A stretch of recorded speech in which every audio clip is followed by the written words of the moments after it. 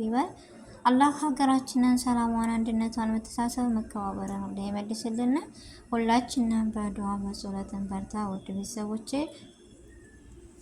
ለቤት አዲስ የሆናችሁ ሰብስክራይብ ማድረጋችሁን እንዳትረሱ። እንዲሁም ነባር ቤተሰቦቼ ከጎን የሆናችሁ ላይክ፣ ሼር፣ ኮሜንት እያደረጋችሁ ስለምታበረታቱን ስለምትሰጡን አስተያየት ከልብ እናመሰግናለን።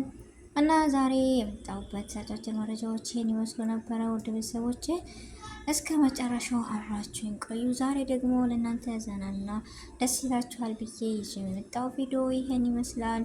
እና በመጀመሪያ ሀገራችንን ሰላሟን ይመልስልን። ሰላም ይቀድማል ከሁሉም ነገር። ሰላም ከሌለ ምንም የለም፣ ሀገር ከሌለ ምንም የለም። እና ከሁሉም በላይ ሀገር ሰላም ሲሆን ነው። አላህ ሀገራችንን ሰላም ያደርግልን። ሁላችንም በቻልነው አቅም ዱዓና እንደዚሁም ድምጽ መሆናችንን አንርሳ። ውድ ቤተሰቦቼ እና ዛሬ ሁላችሁ እንደምታው ደስ የሚል መናፈሻና ደስ የሚል አየር ምናምን ባህሩ ደስ የሚል ነው። የሁላችሁ ተወዱታላችሁ ብዬ ተስፋ አለኝ። አንዳንድ ጊዜ እስኪ ከሀሳብ ከነጻ ወጣ ብለን እንደዚህ ነገሮችን ማየትና ማሰብ ደስ ይላል። ምክንያቱም ሁሌ ሀሳብ ሁሌ ጭንቀት የሆነም ብዬ ልንገራችሁ ብቻ ይከብዳል። ምክንያቱም የሀገራችን ሀሳብ ጭንቀት ሁሉ ነገር ተደራርቦብን እስከ መቼ የሚለው በጣም ይከብዳል። እና ያው ቪዲዮውን ከወደዳችሁት ላይክ፣ ሼር፣ ኮሜንት ማድረጋችሁን እንዳትረሱ።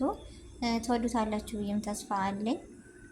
እና ሁላችሁንም ደግሞ ከልብ ነው የማመሰግነው ከጎን ሆናችሁ ስለምታበረታቱኝ፣ አዲስ የሆናችሁም ደግሞ በፈቃደኝነት እየመጣችሁ ቤተሰብ ስለምትሆኑ በድጋሚ አመሰግናለሁ። እና የዛሬው ቪዲዮ ሁላችንም ዱዓ እናደርግ፣ ሁላችንም የሀገራችንን ሰላም እንሻለን የሚለው ነው። ሀገር ሰላም ከሌለ ምንም ነገር የለምና ያው አንዳንድ ጊዜ ደግሞ ደስ የሚል መናፈሻዎች ምናምን ቦታ ስንሄድ ከጭንቀትና ከሀሳብ ከሁሉ ነገር ነፃ እንሆናለን። አንዳንድ ጊዜ እንደዚህ አየር መቀየሩም ደስ ይላል የሚለውን ነው ቤተሰቦችን። እና ወጣ እያላችሁ አንዳንድ ጊዜ አየር ብቀይሩ ለእናንተ ደስ የሚል ነገር ነው ወይም አሪፍ ነገር ነው ብዬ ተስፋ አለኝ። ምክንያቱም ቁጭ ስንል ቤት ውስጥም ሆነ ምንም ሆነ ጭንቀት ሀሳብ ምናምን ሁሉ ነገር በቃ ይደራረባል። እና ከዛ ነገር ነፃ እንውጣ። ከዛ ነገር ደግሞ እኔ እንጃ ሀገራችን ሰላም ሆና እፎይ የምንልበትን ቀን በጉጉት ሁላችንም እየጠበቅን እንገኛለን። እና በጭንቀት በሀሳብ ያሳለፍናቸውን ቀናቶች ደግሞ ዛሬ ነገ አይደለም ብለን በተስፋ እንገናኛለን ቤተሰቦቼ።